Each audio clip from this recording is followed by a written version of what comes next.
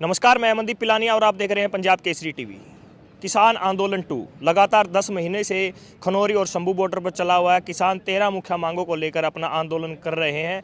किसान नेता जगदीश सिंह डल्लेवाल आज 22वें दिन लगातार अनशन पर बैठे हुए हैं। उनकी मुख्य मांगें हैं, किसान आंदोलन के दौरान जो सरकार ने मुख्य मांगों पर सहमति जताई थी, कहीं ना कहीं सरकार वादा खिलाफी कर रही है, किसानों का ये आरोप है। लगातार किसान संघर्ष कर रहे हैं अपनी मांगों को लेकर। आज जींद की जाट धर्मशाला में एक अहम प्रेस वार्ता का आयोजन किया गया, जिसमें शिव कुमार कक्का किसान नेता पहुंचे हैं, मध्य प्रदेश से पहुंचे हैं और लगातार किसान अपनी मुख्य मांगों को लेकर संघर्ष भी कर रहे हैं। शिव कुमार जी, आज एक अहम प्रेस वार्ता बुलाई गई है, क्या कुछ फैसले लिए गए हैं, क्या कुछ मुद्दे हैं आपके? देखिए, डल्लेवाल जी की जो स्थिति है, आज 22वां दिन है, बहुत चिंताजनक है।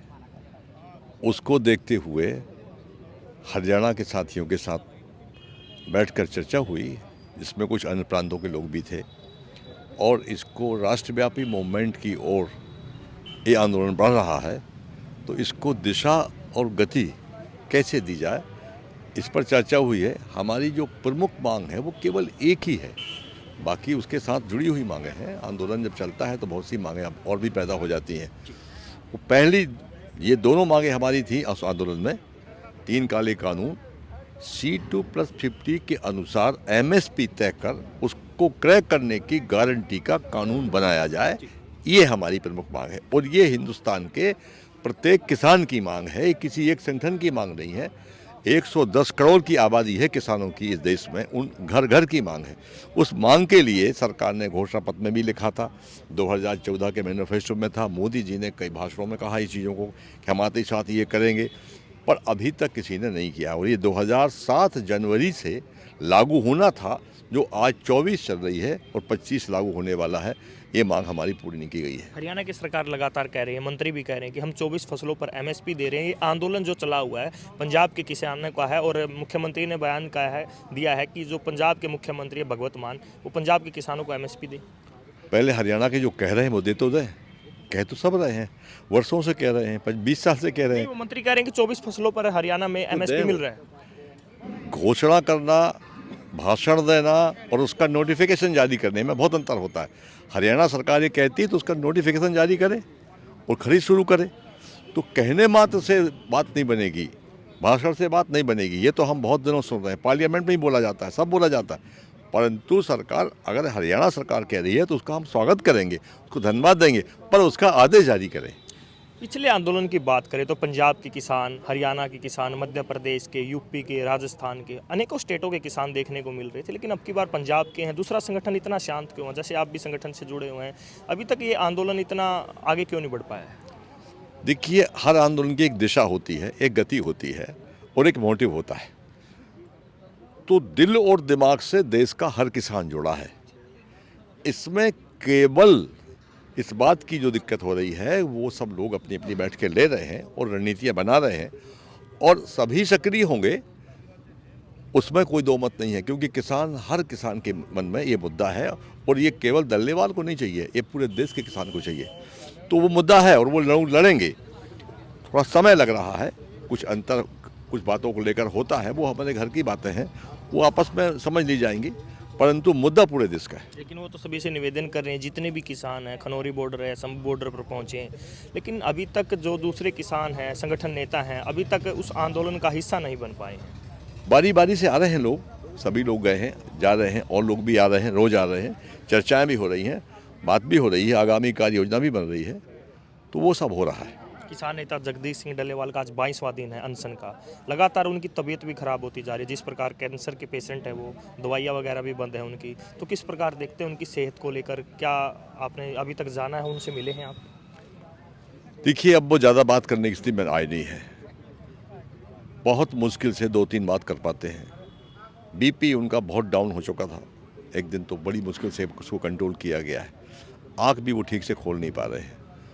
उम्र ज़्यादा है उनकी, और वो ज़्यादा उम्र के बाद 22 दिन में कोई भी अप्रिय घटना ना घटे, हम ऐसे ईश्वर से प्रार्थना करते हैं। और सरकार से भी हमने निवेदन किया है कि सरकार को 22 दिन में डायलॉग के लिए कम से कम किसानों को बताना चाहिए था। एक और सरकार ने कहा कि संवाद से समाधान निकलता है, तो सरकार को संवाद करना चाहिए और संवाद करके कोई ना कोई फार्मूले पर सहमति बन सकती है। बगैर संवाद के आज तक कोई निर्णय नहीं हो पाया है, पर ये सरकार संवाद करने से पीछे क्यों हट रही है, मुझे आश्चर्य लग रहा है। मध्य प्रदेश में कितनी चर्चाएं इस आंदोलन की, आप मध्य प्रदेश से बिलोंग करते हैं, वहाँ पर कितना इस आंदोलन का असर दिखाई देगा? 56 जिलों में से 53 जिलों पर ज्ञापन दिए गए। 2 बड़ी 50-50 हज़ार किसानों की बड़ी सभाएं हुई हैं। सारे किसान वहाँ तैयार बैठे हैं। केवल ये है कि हमको मूव करना है या आंदोलन की गति क्या करना है, मध्य प्रदेश में रहकर करना है, क्योंकि दूरी बहुत है। खरौनी बॉर्डर से एक जोड़ी टायर किसान के घिस जाएंगे, इतनी दूरी है। तो हमको अपने प्रांतों में आंदोलन चलाएं, ऐसी रणनीति का हम लोगों ने अभी विचार विमर्श किया है। केरल वाले केरल में चलाएं, एमपी वाले एमपी में चलाएं, जो जहाँ के लोग हैं वहाँ आंदोलन चलाएं और सरकार पर दबाव बनाएं और दूसरी ओर सरकार को वार्ता के लिए बाध्य करें। आज प्रेस वार्ता की गई, मुख्य पॉइंट क्या रखे गए, आगे आंदोलन को लेकर क्या रणनीति बनाई गई है? देखिए, यही बनाई कि पूरे राज्यों में जितने लोग राज्य हमारे हैं वो सभी राज्यों में धरना हो, प्रदर्शन हो, ज्ञापन हो। लोकतंत्र में यही सब हथियार होता है और ईश्वर से प्रार्थना करें कि उनका सेहत ठीक हो, सरकार को सद्बुद्धि मिलेगी, वो हमसे सरकार से वार्ता करे, वार्ता करके कोई निष्कर्ष निकाले, वार्ता से कुछ समाधान निकलता है तो बहुत अच्छी बात है। ये हमारे साथ मध्य प्रदेश से किसान नेता शिव कुमार कक्का थे और हमारे साथ हरियाणा के युवा किसान नेता भी हैं अनुज अक्षय नरवाल। तो उनसे भी बातचीत करते हैं। जो पिछला आंदोलन था उनमें अहम भूमिका युवा लड़कों की देखी जा रही थी, युवा जो किसान थे काफ़ी चेहरे उभर कर आए। अक्षय जी, जैसे लगातार आपने किसान आंदोलन में किसानों की हक की आवाज़ उठाई, आप भी एक किसान परिवार से बिलोंग करते हैं, अब की बार क्या देरी हो रही है? हरियाणा के किसान अब की बार पंजाब के किसानों के साथ दिखाई नहीं दे रहे। देखिए, कोई देरी नहीं है। और अमनदीप भाई बताऊं, मैं जींद की धरती से, और जब खनौरी का आंदोलन चला था तो सबसे पहली गिरफ्तारी अगर हुई थी तो मेरी हुई थी। मैं हरियाणा से ताल्लुक़ रखता हूं। इसका मतलब ये नहीं कि हरियाणा के लोग नहीं चाहते कि एमएसपी ना मिले। इसका मतलब ये नहीं कि हरियाणा के लोग नहीं चाहते। आज आप भी खनौरी बॉर्डर भी जाके देखोगे, हरियाणा के लोगों की ये भावना है कि डल्लेवाल जी की जो ये कंडीशन है, इसमें इसके लिए सरकार को चिंता करनी चाहिए और हरियाणा के लोग भी चिंता कर रहे हैं। हमें ये लगता है कि जहाँ जो ग्राउंड पे आदमी है वो एक इंतज़ार करता है कि सारे नेता एक हो जाएं, और जो बड़े नेता हैं मुझे ऐसा लगता है कि वो इंतज़ार करते हैं कि लोग इकट्ठे होकर उनको पुश करें कि वो इकट्ठे हो जाएं। तो इंतजार में कहीं ना कहीं आंदोलन कमज़ोर हो रहा है। बिल्कुल आपकी बात ठीक है। ये इंतज़ार में जो किसान को 2006 में फसल का भाव मिलना चाहिए था, आज वो 2024 में भी नहीं मिल रहा है। जो किसानों को 45 लाख करोड़ का नुकसान हुआ, वो नुकसान इसी इंतज़ार में हुआ।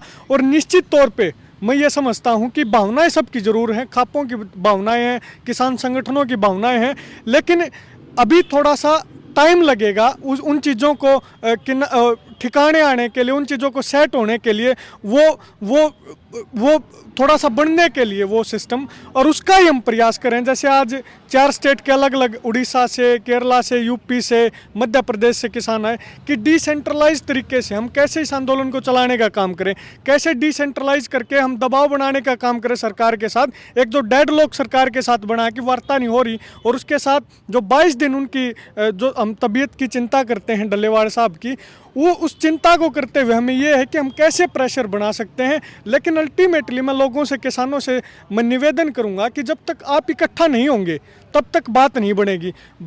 इसके बराबर में जैसे आपने सैनी साहब की बात की, वो बार बार कन्फ्यूजिंग स्टेटमेंट देते हैं कि हम 24 फसलों के ऊपर फसल की खरीदी कर रहे हैं। बड़ी हास्यास्पद बात है। एक बीजेपी के प्रवक्ता के साथ एक डिबेट में मैंने पूछा भी उनसे, वो कह रहे थे कि हमने ये कर दिया।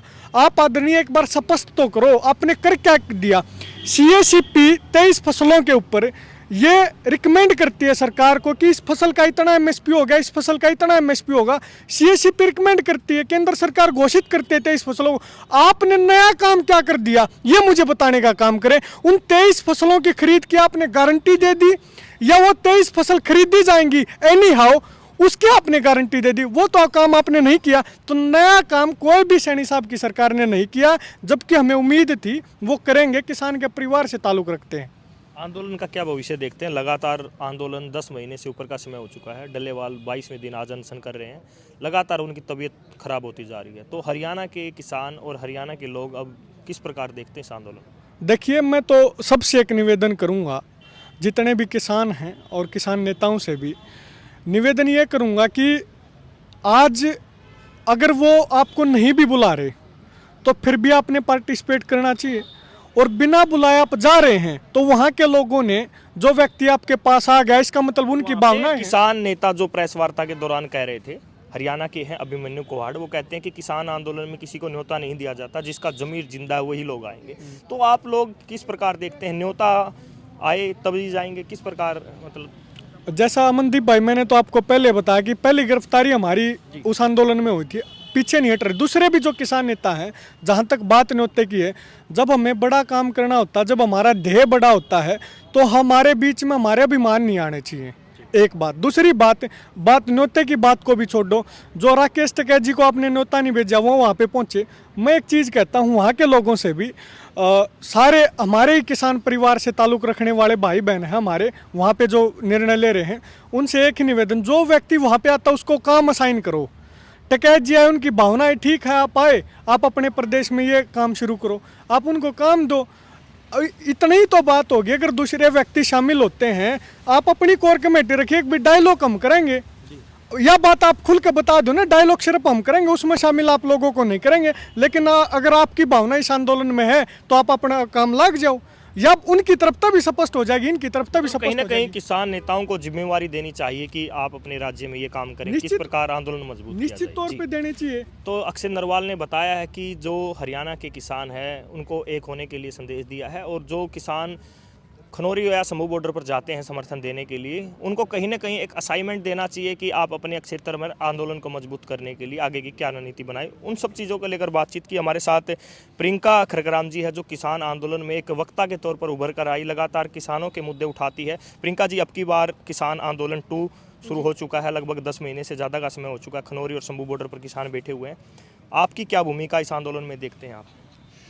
देखिए, जो किसान संगठन भले ही अलग अलग हो सकते हैं, लेकिन हमारे जो देश का किसान है वो हमारा परिवार है, और उसी को हम अपना परिवार समझते हैं। परिवार बड़ा है, परिवार के अंदर वैचारिक मतभेद भी चलते रहेंगे, लेकिन जब हमारे परिवार के अंदर हमारा ही कोई आदरणीय बुजुर्ग या फिर हमारा कोई साथी पीड़ा में हमें दिखाई देगा, तो हम निश्चित तौर पर हमारी भावनाएं भी, हमारी संवेदनाएं भी, और हमारा शारीरिक मानसिक रूप से पूर्ण समर्थन उनके साथ है। आज हम देख पा रहे हैं लगातार 10 महीने से खनौरी बॉर्डर के ऊपर भी, शंभू बॉर्डर के ऊपर भी जो किसानों के मोर्चे लगे हुए हैं, धरना चल रहा है। तो मैं बताना चाहूंगी, फरवरी के अंदर भी आपने देखा होगा, हरियाणा के अंदर भी जगह जगह उसी आंदोलन के समर्थन में मोर्चे भी लगे, और लाठीचार्ज भी जगह जगह हरियाणा के अंदर हुआ। तो क्या हुआ कि हम भी इस वेट में थे कि हमारे पंजाब के भाई जैसे बॉर्डर तोड़ के आएंगे तो हम एक साथ मिलकर दिल्ली चलेंगे, लेकिन ऐसा नहीं हुआ, बॉर्डर नहीं तोड़ पाए। तो कहीं ना कहीं वो बीच में मोमेंट कमजोर हुई, इलेक्शन को लेकर कोई भी ऐसा बीच में दौर आया। लेकिन आज फिर आंदोलन को एक हाई रूप देने के लिए जो हमारे आदरणीय नेता हैं डल्लेवाल जी, वो आमरण अनशन के ऊपर बैठ गए हैं, और आज 22वां दिन है। कल हम उनसे मिलके भी आए, उनकी हालत बड़ी गंभीर है, और उस गंभीर हालत को देखते हुए देश का जब मुद्दा एक है एमएसपी का सभी किसानों का, तो मुझे ऐसा लगता है कि पंजाब के लगता ही हमारा हरियाणा है, तो हम हरियाणा के साथियों को भी एक प्रयास करना चाहिए। एक बात सामने आती है कि वो लोग बुला नहीं रहे, लेकिन अगर हमें यूँ लगता ना कि ये मुद्दा हमारे हरियाणा का भी है, ये मुद्दा पंजाब का भी है, मुद्दा राजस्थान का भी है, चाहे कोई बुलाए या ना बुलाए, लेकिन कम से कम अपने राज्यों के अंदर तो हम उस आंदोलन को उठाएं। जी। तो प्रियंका खरगराम जी ने भी अपने विचार रखे। काफ़ी नेता ये कह रहे हैं, और नेता कह रहे हैं कि किसान आंदोलन के दौरान काफ़ी नेताओं के विचार है कि उन्हें न्योता नहीं दिया गया। काफ़ी लोग कह रहे हैं कि नेता इकट्ठे हो जाएं, क्योंकि काफ़ी संगठनों में आपस में फुटबाजी देखने को मिलती है, और कहीं ना कहीं नेता चाह रहे हैं कि लोग इकट्ठे हो जाएं। अब जींद की बात करें तो जींद लगता है खनौरी बॉर्डर के। जींद में जैसे बात करें, अब ट्रैक्टर मार्च किया गया था, लगभग हर ज़िले में ट्रैक्टर मार्च की सूचना थी, लेकिन जींद में अब की बार किसानों ने ट्रैक्टर मार्च नहीं निकाला। देखिए, कहीं ना कहीं जो हम कमी देख रहे हैं वो ग्राउंड के किसानों में तो मैं कहीं कमी नहीं देख पा रही, अगर मैं बात करूं तो, क्योंकि ग्राउंड के किसानों की भावनाएं जुड़ी हुई हैं, और जब ग्राउंड का किसान उठ के उभर करके आएगा, तो मैं एक बात कहना चाहूँगी, जो पिछला आंदोलन था वो भी भावना के साथ जीता था।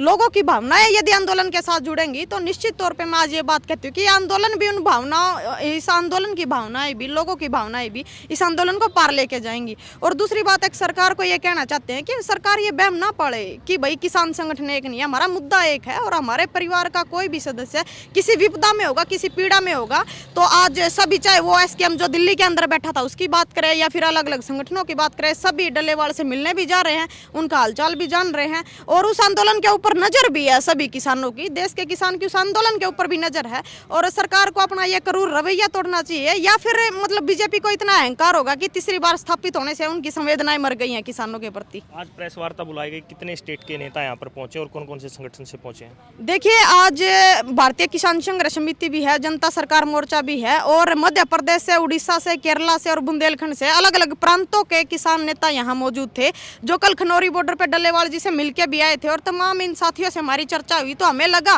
कि क्यों ना हरियाणा के अंदर एक संदेश दिया जाए, यहाँ बैठ के चर्चाएं भी हुई सभी मुद्दों के ऊपर। तो आज एक प्रेस वार्ता के माध्यम से हरियाणा की खापों को भी, किसान संगठनों को भी एक संदेश दिया कि भाई सभी को एक होने की जरूरत है। हालांकि भावनाएं भी सभी की हैं इस आंदोलन में। जी, तो आपने देखा प्रियंका खरकराम जी ने भी अपने विचार रखे और अनेकों विचार अनेकों नेताओं को मिलते हैं। लगभग हमने सभी से बातचीत की। प्रियंका जी, लगातार आंदोलन लंबा चलता है और लंबे आंदोलन में लगभग सभी नेता अपने अपने बयानबाजी करते हैं। भाजपा सांसद रामचंद्र जांगड़ा ने भी एक बयान किया। आप एक महिला हैं, एक लड़की हैं,